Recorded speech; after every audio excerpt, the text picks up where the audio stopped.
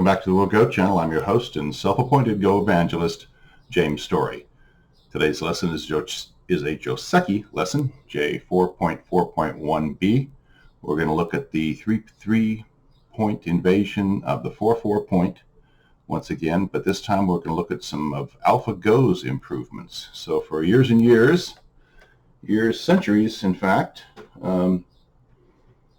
pros played differently than AlphaGo did, and then when AlphaGo came along, they said, oh, that's a good idea. But before we get started, if you like what you see in the video, please give me the thumbs up. That's only fair, and it helps us to know what you like. Also, please subscribe. You can contact us here.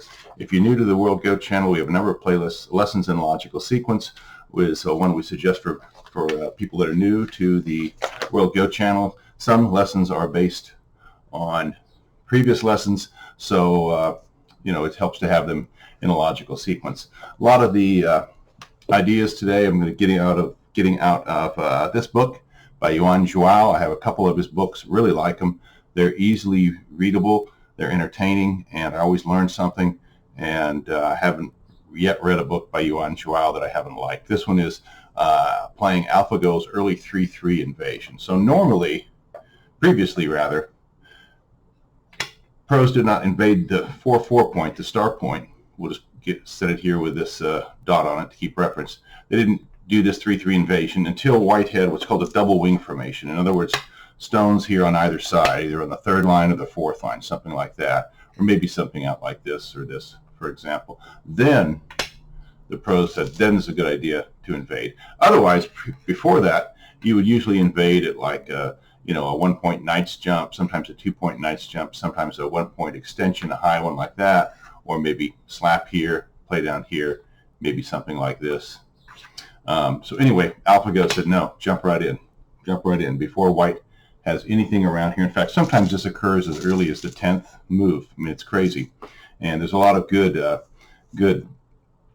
games. In fact, this is a book I like a lot. I think you should buy. There's a lot of good games in example games in this book. So anyway, the standard basic sequence is when black invades the corner, white usually blocks in the direction of their greatest ability to make territory. So let's say that white's got a stone over here also. So they would want to block this way.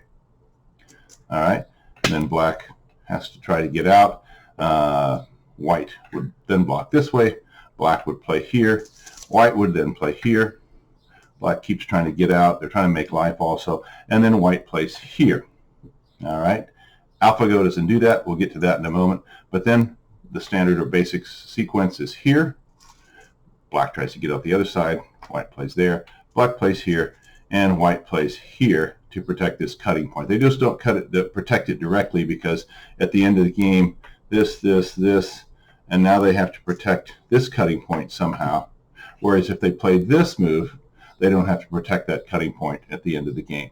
So it's a way to kind of maintain sente at the end of the game. It also has a little bit more influence over in this area of the board than this stone here.